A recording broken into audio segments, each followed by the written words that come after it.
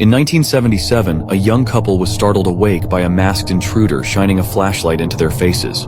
The man, armed and coldly methodical, wasted no time.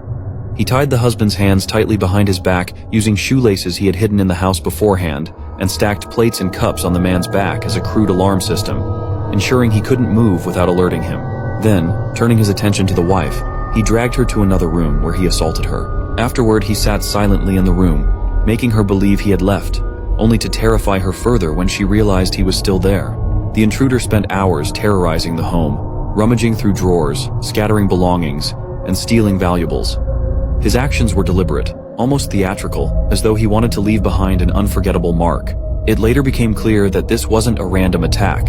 He had stalked the couple for months, learning their routines and even breaking into their home beforehand to prepare for the night.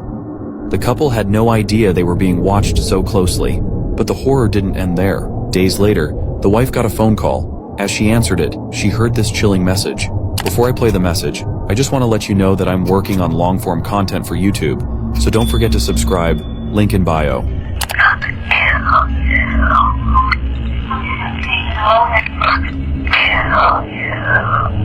This was just one of many attacks by the Golden State Killer, a predator whose crimes haunted California for years. It took 4 decades to uncover his identity. In 2018, Joseph D'Angelo, a former police officer, was arrested and confessed to his horrifying crimes. His capture brought long-awaited justice and some semblance of closure to his many victims. I'm not certain about a lot in life, but one thing I am certain of is how genuinely disturbing this story is, and how you 100% will not sleep tonight because of it. This is a young girl who went missing in Mexico sometime in the 90s, and she was featured on a really popular broadcast called Community Service on Channel 5. This broadcast featured local missing person cases, but once Selena's case popped up, weird things started to happen, causing viewers to panic. What happened to Selena and everything that followed is extremely disturbing, so let's talk about it. So Channel 5 is a Mexican TV station that has been around since the 50s. The channel is aimed at children, with segments airing during commercial breaks on Cartoon Network and Nickelodeon. And while some might not think anything of it, it's actually pretty disturbing when you find out what exactly they're airing for kids to see. So each night, Channel 5 would often air a broadcast called Community Service, which features real local missing person cases. Every time it came on, it would list a ton of missing people, and usually a lot of information and photos would be attached to each case. The goal was to air this in hopes of finding these missing people and bring them home. This is a great way to spread the word on missing people, but some thought it was a little dark to do this on kids' channels, because after all, they are just kids, and these segments were known to be kind of sinister and bleak. But this was supposedly done on purpose to show young kids how scary the world can actually be, and in a way it was meant to teach them to be safe. This all had good intentions, but in 2001, Channel 5 featured a missing persons case that would unintentionally cause mass panic, even to this day. In 2001, Community Service featured the missing persons case of 18-year-old Selena Delgado Lopez, who disappeared on April 22nd. The year she disappeared has never been proven, although it's suggested that she disappeared sometime in the late 90s. What made this case stand out to viewers was this uncanny, poorly lit photo of Selena, and the fact that there was hardly any information about her disappearance besides her name, age, and where she went missing, which was in Mexico City. This was odd because everyone else that was featured on this broadcast had a lot of information and a ton of photos, but Selena's case didn't have any of that. Channel 5 aired Selena's photo and case for years, but it wasn't long until viewers started noticing something strange. Every time Selena's case and photo came on the TV, viewers started to get really uncomfortable and afraid, citing the nature of her photo as incredibly bizarre. Viewers noted how oddly terrified her photo made them feel, as it was super uncanny. Adding to the mystery surrounding this whole phenomenon is the fact that whenever Selena's photo would be featured, the TV channel would freeze and glitch out for a few minutes before the broadcast would abruptly cut to static. Because of the mass panic and strange coincidences like the TV glitching whenever her photo came on the screen, scary urban legends started to spread surrounding Selena and what really happened to her. Some said that Selena was met with a horrible fate and that her spirit haunted Channel 5 whenever her picture showed up on the screen. Others said that her photo was simply cursed. Some even went so far as to say that Selena was not a real missing person and that her uncanny photo was actually created using AI. And this theory was kind of backed up when people started looking into Selena's case and found no public record of her disappearance. It was around the time of Selena's disappearance and feature on Channel 5 that this photo started going around. It's obviously incredibly disturbing, and at the time, no one knew where it came from. Some pointed out the similarities between Selena's face and this one when lined up over each other, and videos about the glitches viewers would experience began circulating, just like this one. XHGC Canal 5, al servicio de la comunidad. Pedimos ayuda para localizar a Selene Delgado López, de 18 años, se extravió el 22 de abril en la delegación Álvaro Obregón. Selene Delgado López, se ignora su paradero desde el 28 de mayo del año 2000.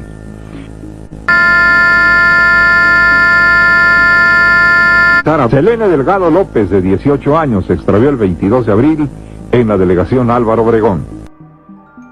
Although creepy, this photo is actually just a police sketch of Derek Todd Lee, aka the Baton Rouge Slayer. Derek was a serial killer who between 1998 and 2003 terrorized Baton Rouge and the surrounding areas. He killed at least 7 women, and before he was caught, authorities released this composite sketch of him. He was officially arrested and charged for these crimes in 2004, but somehow his composite sketch became associated with Selena's photo, thus fueling these really scary urban legends and stories about her death and disappearance. Like I said earlier, Channel 5 continued to air Selena's case on community service for years after the fact, because no one was able to confirm if she was actually a real missing person. And every time they did, viewers would still feel incredibly afraid and uncomfortable, and their TVs would all glitch. And as the years passed, this disturbing experience would remain a mystery, as would Selena's disappearance. Then in 2010, Channel 5 would begin to post some really disturbing photos and videos on Twitter. This is a video they posted. It's so creepy, and although it wasn't created by them, just reposted, no one knows why they randomly started doing this. Their Twitter account would be totally normal during the day, but every night, usually around 3 a.m., they began posting these disturbing videos, and by morning, they would all be deleted. One of the videos they posted had a caption mentioning Selena, and it is really creepy. When employees at Channel 5 were questioned about this, no one knew anything about it.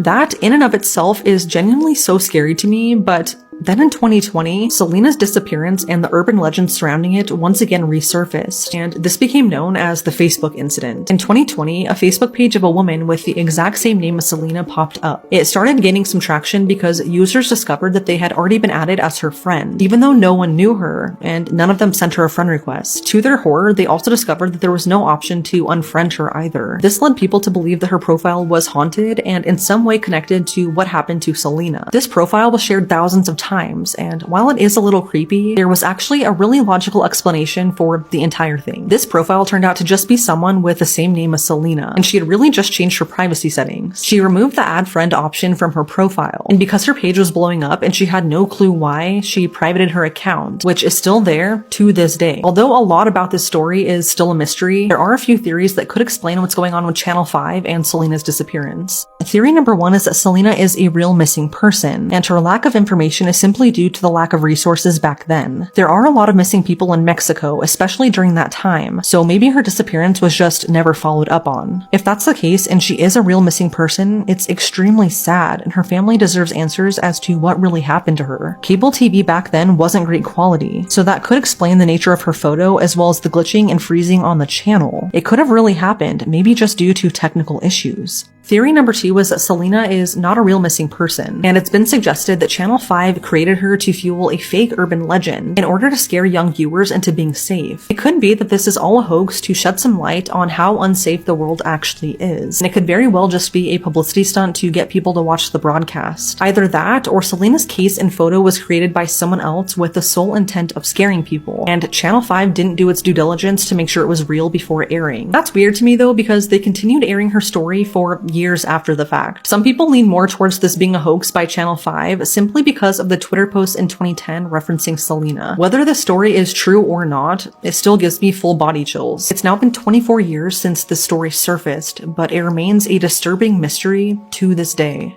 This teenager brutally killed his parents and then threw a house party afterwards with his parents' bodies still in the home. So this is Tyler Hadley. His parents were Blake and Mary Jo. Tyler also had an older brother who doesn't really play a part in this case. Growing up, Tyler was actually really close with his parents. He was actually like a very clingy kid, and he saw his parents as more like best friends. Tyler was described as like the sweetest kid who never got in trouble, but at a very young age, I'm talking like 9 years old or possibly even younger, Tyler started to show signs of anxiety and depression. And unlike some other cases that we've covered, Tyler's parents actually immediately, at the first signs of trouble, tried to get their son help for his mental health. But controversially, Tyler was actually put on antidepressants at like 10 years old. And some of these medications can actually have some pretty crazy side effects for adults, so I couldn't even imagine how it would affect a child with a developing brain. Tyler was actually on quite a few medications at this time, and his personality started to completely change. He went from being like the sweetest, perfect kid who never got in trouble to acting out, rebelling, and actually committing petty crimes. And the relationship between Tyler and his parents also started to change because they used to be like best friends. Tyler never got in trouble. Now they have to discipline Tyler all the time. And at only 11 years old, Tyler told one of his friends for the first time that he wanted to kill his parents. And by only 12 years old, Tyler was experimenting with substances and also drinking. The relationship between Tyler and his parents is completely rocky. Tyler's getting in trouble all the time. He's acting out, he's rebelling. So his parents are grounding him, they're disciplining him, and then Tyler would resent his parents because he was getting in trouble. It's really important for you guys to understand that Tyler's parents are not bad people. They are good people. They're really good parents. All they're trying to do is discipline their 11-year-old, 12-year-old, 13, 14, 15-year-old son as Tyler grows up. If they were bad parents, they just wouldn't do anything. They would just let Tyler screw up his life. But they were actually really good parents, which is why they were trying to get him on the right track. But Tyler hated them anyways, and by July of 2011, Tyler was 17 years old, and he started telling all of his friends that he wanted to kill his parents. But not only that, he wanted to kill his parents and then throw a huge house party afterwards. And by July 16th, 2011, Tyler began to plan that party. Tyler made the now infamous post on social media, "Party at my crib tonight, ... maybe." Tyler was unsure in his post if there was going to be a party because he was still contemplating if he could go through with killing his parents or not, but in the end, he decided that he could. Tyler got a hammer from the garage. He went into the living room where his mother, Mary Jo, was on the computer. He snuck up behind her and he hit his mother over the head with the hammer. He actually struck his mother, Mary Jo, 36 times. Tyler's father, Blake, is in the other room. When he hears the commotion, he runs in, and when he sees what his son has done, his youngest son has done to his mother and his wife, Blake's wife, all he says to his son is, "Why?" And Tyler says, "Why the F not?" before attacking his father, Blake, as well. And he struck his dad with the hammer 39 times. Very violent, brutal attack, just filled with so much rage and anger. And you have to ask yourself, why? Tyler dragged his parents' bodies into the bedroom, and then he threw whatever he could find on top of their bodies. Furniture, pillows, wrapping paper, literally whatever he could find. He just threw on top of their bodies. He then went to clean up the crime scene because he had a party to plan. He took a shower and then he posted that the party was on. Like 100 people went to Tyler's house party that night with no idea that there were 2 murder victims in the other room. And for whatever reason, Tyler felt like he needed to tell someone his little secret. So in the middle of the party, Tyler went up to his best friend, Michael, since they were best friends since they were 8 years old, and told him that he killed his parents and his parents' bodies were in the other room. Michael does not believe Tyler when Tyler says he kills his parents. He thinks it's some sick, weird joke. So Tyler brings Michael into his parents' bedroom,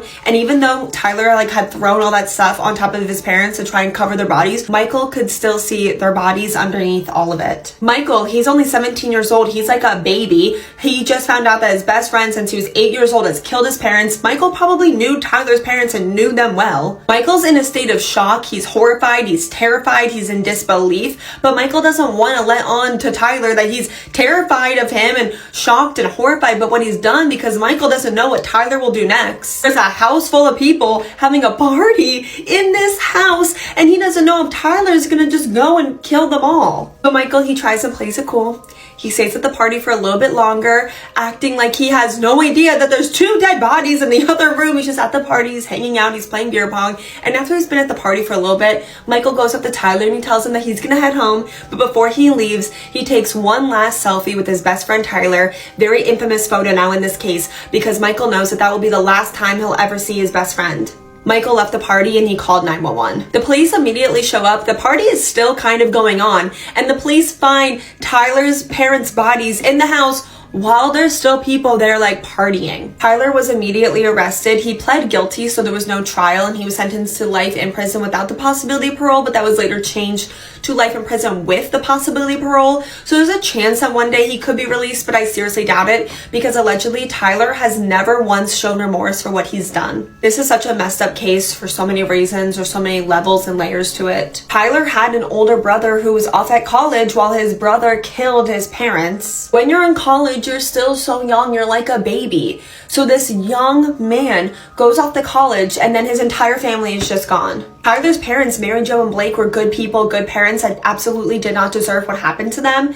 Their lives were brutally taken from them, and for what reason? So their son could throw one house party and be in handcuffs only a couple hours later. I'm sure it was really disturbing for all the young people that attended Tyler's party to realize that they were in a crime scene and there were dead bodies in the other room. But especially there was probably so much trauma for Michael, who actually saw Mary Jo and Blake's bodies and then had to turn on his best friend and turn his best friend into the police. What are your guys' thoughts on this case? Have you ever heard of this case? What do you think Tyler's motive was? He was a sweet kid who was so close with his parents. He was like a mommy's boy. And then he goes and like commits this terrible violent murder for like seemingly no reason at all. Do you believe the theory that his brain chemistry just got all messed up? Definitely leave me all your thoughts and theories in the comments below. While you're there, please let me know what case you want to see me cover next. And until then, I love you guys so much, and I'll see you guys next time with another video. Cancel any camping trips you have planned for this summer because this case is terrifying. This is the murder of Sophie Hook. It was summer 1995 in the seaside town of Llandudno on the Welsh coast. It was a hive of tourists and honestly still is. Me and my family go to Llandudno all the time. Sophie Hook was just 7 years old and she was very excited for what her family had planned over the summer. She was staying at her uncle's place in the town with her older sister Gemma and her 2 cousins. This was a real treat for Sophie. She lived 70 miles away in Cheshire and it was going to be such an exciting adventure for her. She was also really close with her sister and couldn't wait to spend this time together. The kids were allowed to camp outside as kind of a treat in the garden of the property. There was a beach nearby and it really was an idyllic location. Bad things rarely happen there. Now the children chatted late into the night, telling stories and having fun. They kind of started to settle off to sleep at around midnight. And obviously staying in a tent isn't too comfortable, so one of the cousins woke up at around 2:30 a.m-ish and they did say they noticed Sophie was asleep in her Winnie the Pooh nightshirt. But when they woke up at 7:30 in the morning, she'd vanished. And worryingly, her teddy was left inside the tent. Now this was unusual, it was her absolute favourite teddy and she would never just go inside and leave the teddy outdoors. Weirdly, Sophie's sleeping bag was outside the tent on the grass, so her cousin went inside to tell the adults. After rushing around and having no luck finding her, they rang police. But police had already had a call. A dog walker had made a sickening discovery on the beach. They'd found a child's body, and when police went to the scene, they discovered that she'd been ard, beaten, and strangled to death. Her injuries were so catastrophic, they usually only see those kind of injuries in horrific car accidents. Now, her family were obviously devastated. They'd always been so close and had no reason to believe that an innocent night in a tent would rip their world apart. With the family's help, the investigators began looking into anybody suspicious in that area, and witnesses did come forward. They said a local man called Howard Hughes had been seen in the area acting very suspiciously the day prior. He was infamous in the area and had got the nickname Mad Howard. Now, he was commonly known for committing crimes and staying in psychiatric hospitals. A woman had actually seen him on the bridle path near to Sophie's uncle's house, crouching in the bushes near the family home. He was not hard to notice at 6'8", even crouching down, so she actually went up to him and asked what he was doing. He said he'd lost some money on the floor and was trying to find it. It's more likely that he was actually stalking and watching Sophie and the other children. Now, he had a very disturbing past. He'd been arrested numerous times for SAing children, but frustratingly hadn't been convicted of most. He had been found guilty of SAing a 7-year-old boy when he was 16, but at this point he was 30. It also then came to light that police had spotted him out and about on the promenade the night of the murder at around 2:55 a.m.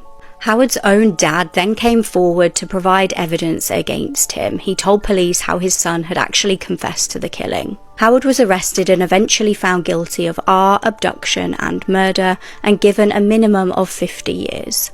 If there's ever a case that needs to be reopened, it's this one. Because she was found hanging from a balcony in her boyfriend's summer mansion, completely nude, gagged, and her hands and feet were bound behind her back. Oh, and there was a really ominous message painted on the door leading into the room where she was found, not in her handwriting. The police are saying she did this to herself, but I am not buying it, so let's talk about it. This is the mysterious death of Rebecca Zahau, and I promise you this is simultaneously going to piss you off and make you lose a little bit of faith in the the justice system. So Rebecca Zahau was only 32 years old when she unexpectedly died in 2011. She grew up in Nepal and Germany and had only lived in the US for about 10 years before tragedy struck. Rebecca was extremely smart and worked as an eye care professional, and in 2008 she started dating Jonah Shacknai. Jonah was the CEO of a really top-notch pharmaceutical company, and this man was wealthy. He was the 9th highest paid CEO in Arizona in 2018, and to kind of paint a picture of just how wealthy he was, he owned this house. This house is known as the Spreckles Mansion, and it's located in Coronado, California. It was actually just his summer beach house, but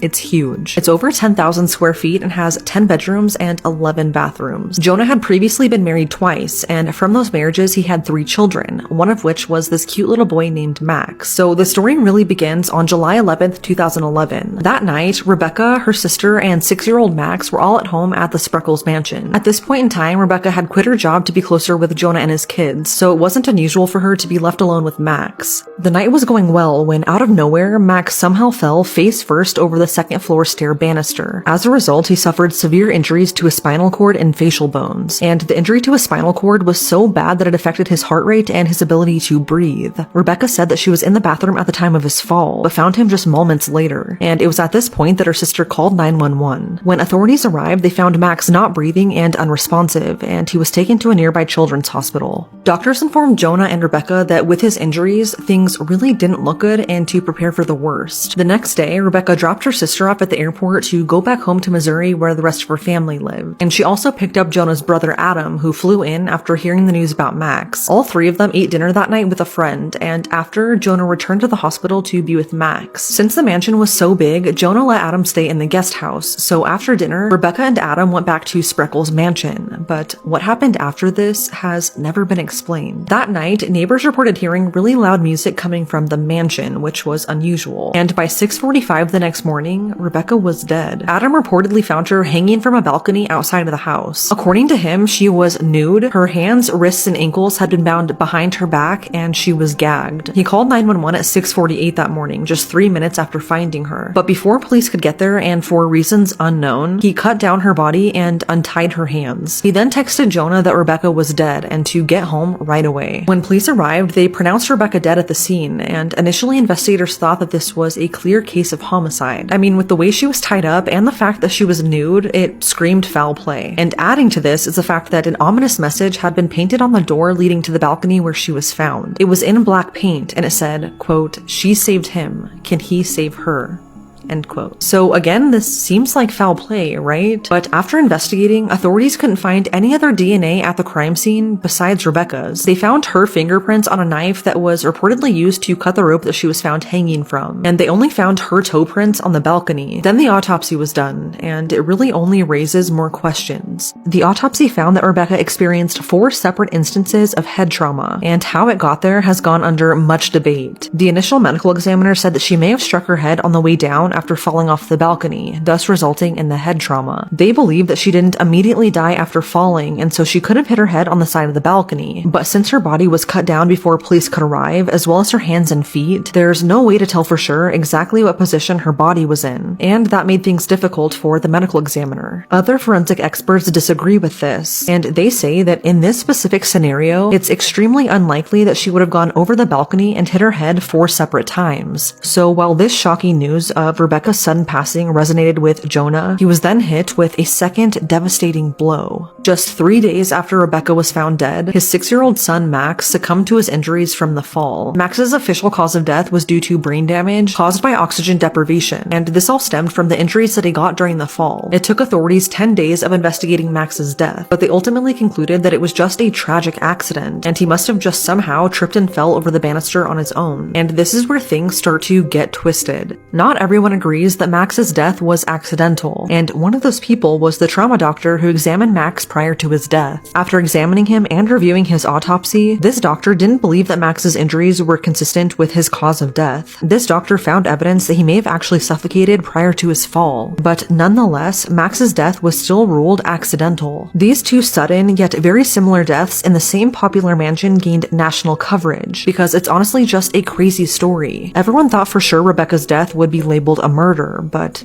that was not the case. After 2 months of investigating, the San Diego County Sheriff's Office ruled that Rebecca died by suicide. They cited that this was because they found absolutely no evidence that another person was involved, and they found no signs of foul play. But Rebecca's family felt like this was just not the case. They don't believe that she would have ended her own life, especially like that. So they decided to have a second independent autopsy done, and the findings are horrific. The second autopsy found specific fractures in her throat that weren't previously noted, and these fractures seem consistent with manual strangulation, not by suicidal hanging. The second medical examiner strongly believes that Rebecca was murdered, and that this was not by her own doing. This was only further validated when they found additional evidence that she had been sexually assaulted prior to her death. They noted so many inaccuracies in the initial investigation, and so many things were just not investigated properly. I think one of the main questions that her family and so many other people have is why her hands and feet were tied behind her back. It seems like an unusual way for someone to end their own life, especially naked like that. But police believe that she tied herself up that way to prevent herself from changing her mind. And another major question is the ominous message painted in black paint on the door to her room. Police say that it was a suicide note, but one thing that they failed to look at was the fact that Rebecca loved to paint, and she would often sign her paintings. This note that was painted on her door did not match her handwriting at all, and according to her family, it doesn't even sound like something she would say. So her family pushed investigators to dig deeper, and this is when they obtained Rebecca's cell phone records. On the night she died, Rebecca talked to her oldest sister until 10 p.m. About an hour later, she then gets a text from Jonah's ex-wife's sister. This was Max's aunt. She reportedly wanted to stop by the house to talk about Max's accident, but Rebecca never responded to this text. And then the last time Rebecca was ever active on her phone was at 12:50 a.m. This is when she checked a voicemail that was left by Jonah. This message was deleted, so no one has ever actually heard what was said, but it was reportedly about Max's worsening condition, since at this point in time he was still in critical condition at the hospital. To police, this was evidence that Rebecca felt remorse over Max being gravely injured, and in their minds, this was cause for her to end her own life. They even reenacted her death to see if it would have been possible for her to have bound herself like that, and they provided a video of a woman doing it. So again, Rebecca's death was labeled a suicide. But her family still doesn't believe this. They believe that she was met with foul play, so they filed a wrongful death lawsuit against Adam, the only other person that was in the house when she died. And during that civil trial, enough evidence was presented that a jury found him responsible for Rebecca's death. Because of this, her family was awarded $5 million, but eventually this was reduced to $600K as the case was dismissed down the road after Adam appealed. A lot of people question what really happened to Rebecca. It's odd that she died just 2 days after Max was mortally injured in the very same house. And it's also odd that absolutely no other evidence or DNA was found at the scene, which kind of leads me to another point. Many people suspect the Shacknai's involvement, or maybe even covering up or influencing the suicide ruling strictly due to the fact that they are extremely wealthy men. Some think that she really may have just felt responsible for Max's injuries and chose to end her own life. Others believe that a random intruder could have done this. And of course, some believe that Adam and possibly Max's aunt could have been responsible. His aunt did text Rebecca that night, and Adam was literally staying in the guest house. And this theory was only pushed more when in 2023 a new witness came forward, and they said that on the night Rebecca died, they heard a man and a woman yell, quote, "Hold her still, hold her still." End quote. These are only theories though, because as of today, Rebecca's death is still labeled a suicide, and authorities have stated that they have no plans to reopen the case. Her sister is actually releasing a book next week about Rebecca's death, and in it sheds light on some new evidence that was never tested back in 2011. What's incredibly sad is that her sister has just been diagnosed with stage 4 cancer, and so she's literally doing everything she can to make sure that Rebecca gets justice while she's still here. But it's now been 14 years, and whatever happened to Rebecca that summer night remains a mystery. This OF model lived in a luxurious apartment in Miami. It was there that police found her hysterical, covered in her boyfriend's blood. Courtney Clenny had a career on OF and had over 2 million followers. The 25-year-old had been dating Christian Obusemi, aged 27, for 2 years. Now, the pair were constantly posting these loved-up photos on social media at lavish parties, luxury holidays, and sometimes even in matching swimwear. To the outside world, they appeared to have this perfect ideal lifestyle and the perfect relationship. Many were envious of their lavish lifestyle, living together in a stunning apartment in Miami.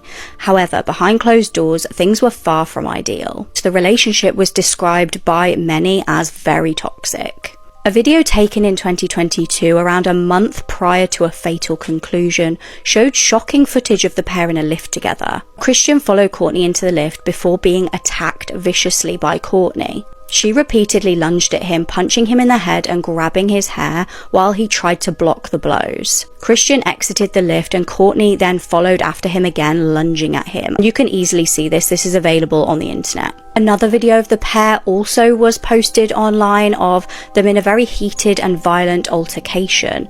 Now it was filmed by somebody who's clearly sat on the sofa, and Courtney can be seen visibly distressed, accusing Christian of cheating. She repeatedly shouted at him and he argued back, to which she striked him multiple times, once after he tried to leave after she told him to. And things would come to a head on the 3rd of April 2022 when Courtney rang police. She frantically yelled, "My boyfriend is dying of a stab wound." In the background, Christian's final words can be heard. He was saying, "I think I'm gonna die, I can't feel my arm." As police raced to the scene, Courtney could be heard crying, "Baby, I'm so sorry." When officers arrived at the apartment, Courtney told them that she had acted in self-defense. She was frantically apologizing and trying to talk to Christian, but it would be too late. She was ordered to sit still by officers as she looked on in horror while she was covered head to toe in his blood. She explained this to police. She said she had his blood all over her because she'd been trying to help him. "I need him, he's like my other half," she cried on the floor while emergency services tried to revive him. Tragically though, after being taken to the hospital, he was pronounced dead. He had suffered a single stab wound to the chest. Christian was unarmed at the time, and it's alleged that Courtney stabbed him with a kitchen knife. Courtney was taken to a mental health facility where she was held for less than 24 hours before being allowed to go.